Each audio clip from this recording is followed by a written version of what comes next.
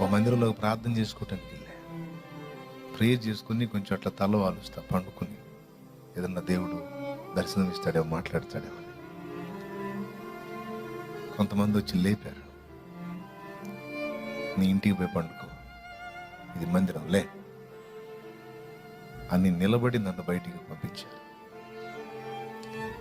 అట్లనే ఏమనుకోవద్దన్నా, నేను ఏముండదులే అనుకున్నాను.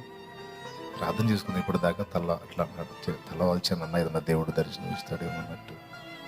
లే పండుకునే స్థలం కాదు అంటే, నాకు మందిరం లేదు అప్పుడు. పరిచర్య ఉంది కానీ, సేవ చేస్తున్నా కానీ మందిరం పాక అది సరిగ్గా లేదు. అంతా నేను తినే సామాను అన్ని కూడా అందులోనే ఒక మూలకు పెట్టుకున్నాను. ఒక మందిరం బాగుందని వెళితే అట్లాగే పంపించారు. వాళ్ళని అవమానపరచాలని నేను చెప్పట్లా, మంచోళ్ళే, సంథింగ్ ఏమనుకున్నారో అట్లా అవన్నీ నా మేలుకే.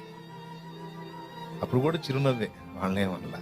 బయటకు వచ్చాను, దుఃఖం వచ్చింది, కన్నీళ్ళు పెట్టుకుంటూ నడుచుకుంటూ వెళ్తున్నా. మళ్ళా దేవుడు మాట్లాడుతున్నాడు, ఏడవద్దురా నా కుమారుడా, దుఃఖపడకమ్మా, నేనున్నా. అదే మందిరం,